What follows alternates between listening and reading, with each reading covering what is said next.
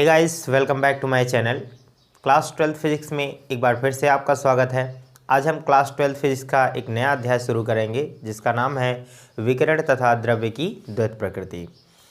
देखिए, इस क्लास में हम सीधी बात नो बकवास का सेशन लेकर आए हैं। इसमें कोई भी ड्रामा नहीं होगा, कोई भी फालतू की बकवास नहीं की जाएगी, केवल एजुकेशन की बात होगी, केवल टॉपिक्स की बात होगी। ठीक है। इससे पहले हमने पिछले यूनिट में प्रकाश के वेव और पार्टिकल के नेचर, कॉर्पस्कल्स नेचर को हमने देखा है। यानी प्रकाश जो है वो कणों की तरह भी व्यवहार करता है और प्रकाश वेव की तरह भी व्यवहार करता है। इस अध्याय में विकिरण तथा द्रव्य की द्वैत प्रकृति। ठीक है। द्वैत प्रकृति का क्या अर्थ है? द्रव्य यानी पदार्थ के भी दो गुण होते हैं। इसमें हम ये सीखने वाले हैं कि जब कोई कण किसी माध्यम में संचरित होता है तो वह उसके साथ एक वेव जुड़ जाती है। अर्थात जिस तरह से एक कण अपने रास्ते से चलता है तो उसके पीछे एक वेव जुड़ जाती है, जिसे हम क्या कहेंगे? विकिरण कहेंगे। ठीक है। तो इसी टॉपिक के साथ हम आगे बढ़ेंगे और इसमें आज का हमारा जो पहला टॉपिक होगा वो इलेक्ट्रॉन इमिशन होगा, यानी इलेक्ट्रॉन उत्सर्जन। तो पहला हेडिंग हम लगाते हैं इसमें, इलेक्ट्रॉन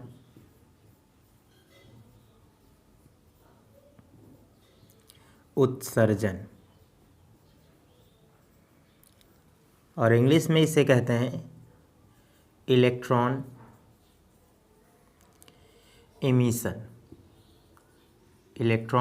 इमिशन। यानी यहाँ अगर हम बात करें परिभाषा की तो ये हम कह सकते हैं, परिभाषा बहुत ही आसान होगी इसकी।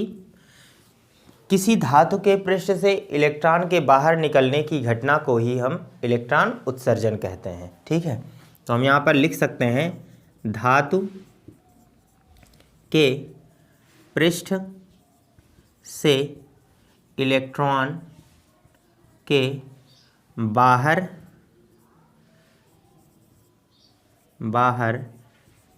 निकलने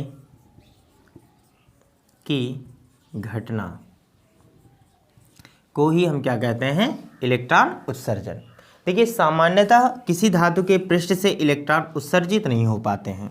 जैसे हम यहाँ पर बात करें, एक यह धातु का पृष्ठ है, इसमें प्लस और माइनस यानी प्रोटॉन्स और इलेक्ट्रॉन्स की संख्या क्या होती है? बराबर होती है।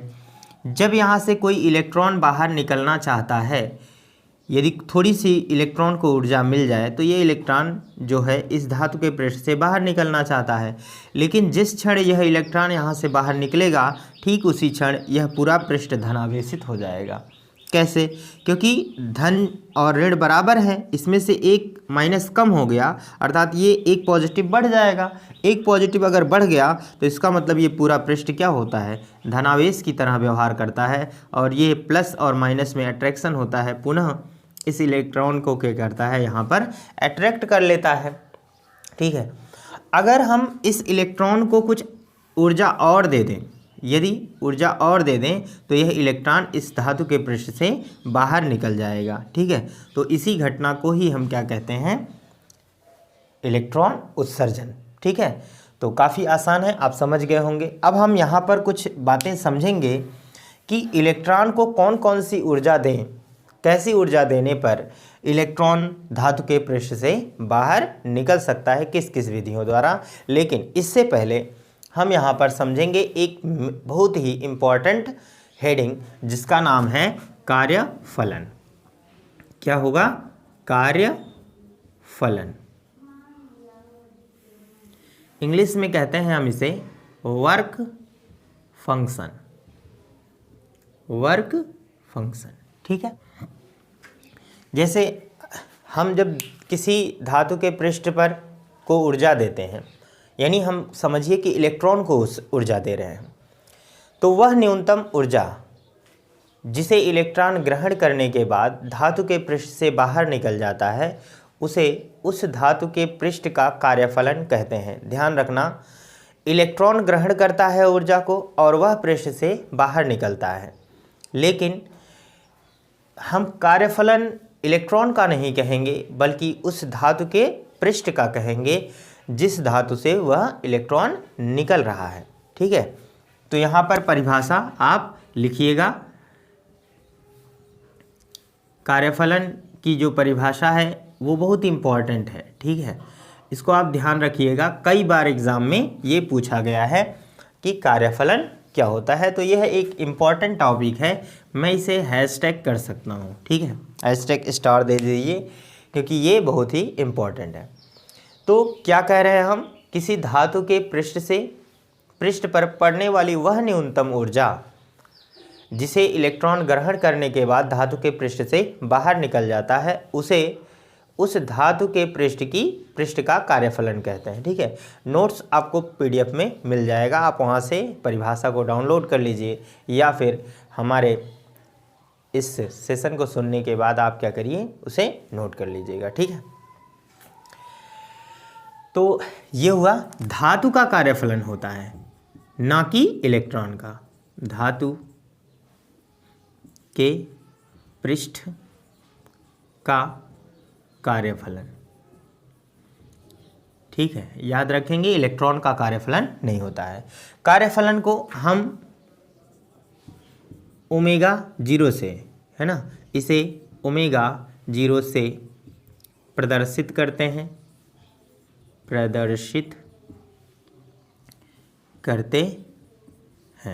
ठीक है, इसे ओमेगा 0 से प्रदर्शित करते हैं। इसका मात्रक जो होता है वो इलेक्ट्रॉन वोल्ट होता है। क्या होता है, इलेक्ट्रॉन वोल्ट, यानी ईवी के बराबर होता है।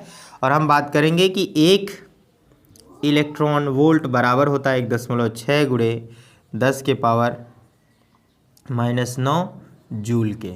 ठीक है, यानी देखिए जो ये कार्यफलन है यह भी एक क्या है, ऊर्जा है। ठीक है, जिसे वो ग्रहण करने के बाद बाहर निकलता है।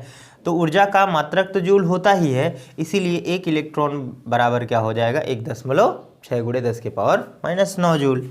अब यहाँ पर देखिए, ये तो इतना हो गया।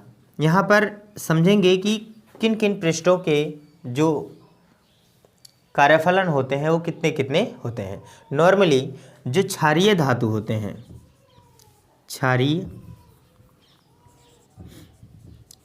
क्षारीय धातुओं के कार्यफलन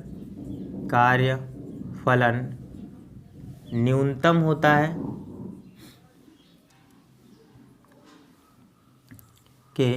न्यूनतम होते हैं। ठीक है, जैसे बात करेंगे सीजियम की। सीजियम यानी CS, यह एक क्षारीय धातु है। तो इसका जो कार्यफलन होता है वो 2.14 होता है, जो कि एक न्यूनतम मान है।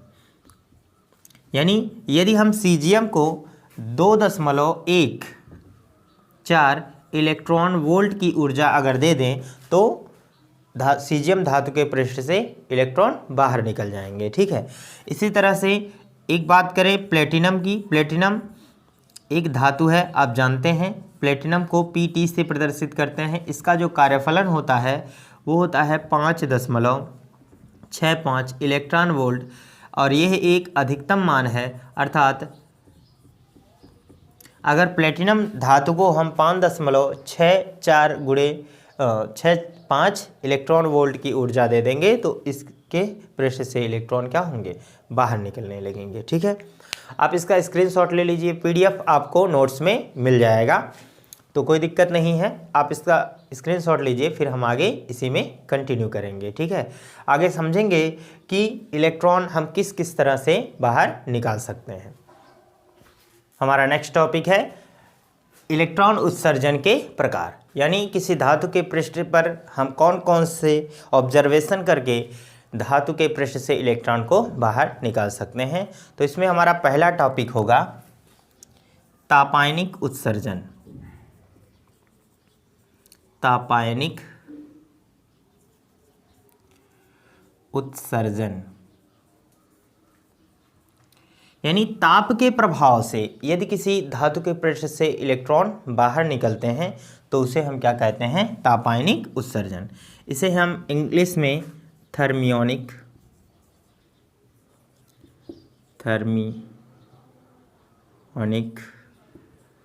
इमिशन कहते हैं। ठीक है, यानी ताप के प्रभाव से यदि किसी धातु के पृष्ठ से इलेक्ट्रॉन बाहर निकल जाए तो उसे हम क्या कहते हैं, तापायनिक उत्सर्जन कहते हैं। ठीक, दूसरा है हमारा प्रकाश वैद्युत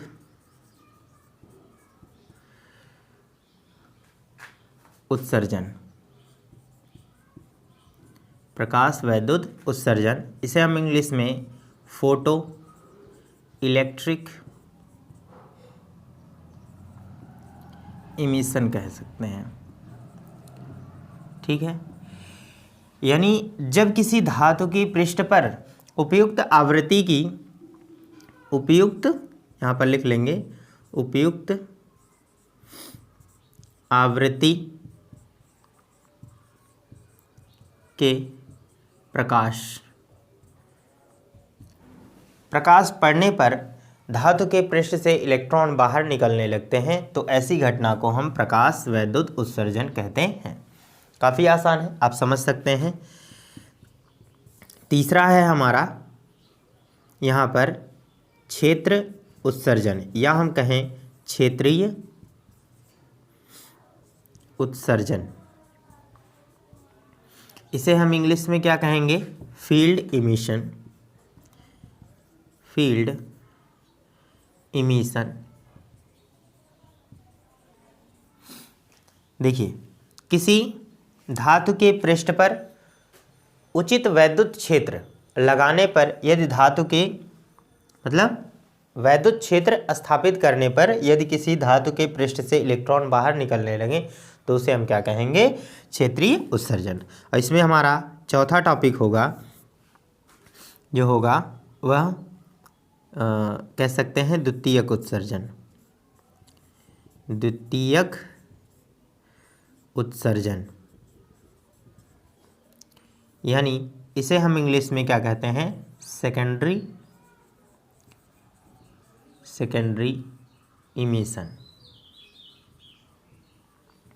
ठीक है, अब इसका क्या अर्थ होता है, यदि उच्च ऊर्जा वाले इलेक्ट्रॉन किसी धातु पर आपतित हों तो उस पृष्ठ से इलेक्ट्रॉन क्या होते हैं, उत्सर्जित होने लगते हैं।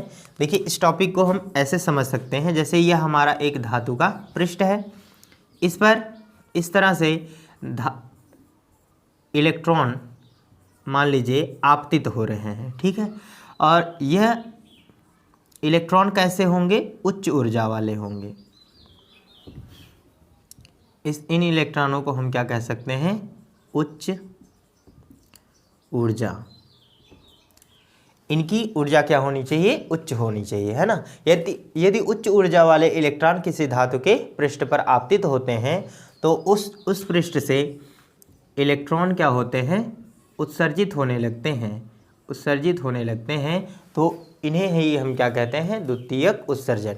इन इलेक्ट्रॉनों को क्या नाम देंगे, द्वितीयक इलेक्ट्रॉन, यानी ये क्या होंगे, द्वितीयक इलेक्ट्रॉन है। और जो पहले आपतित हो रहे हैं इन्हें हम नाम दे सकते हैं प्राथमिक इलेक्ट्रॉन। ठीक है, प्राथमिक इलेक्ट्रॉन। जब उच्च ऊर्जा वाले प्राथमिक इलेक्ट्रॉन किसी धातु के पृष्ठ पर पड़ते हैं तो उस पृष्ठ से इलेक्ट्रॉन उत्सर्जित होने लगते हैं, जिन्हें हम द्वितीयक इलेक्ट्रॉन तथा इस पर पूरी परिघटना को द्वितीयक उत्सर्जन कहते हैं। ठीक है, तो इस तरह से हम अपने इस टॉपिक को समझ सकते हैं।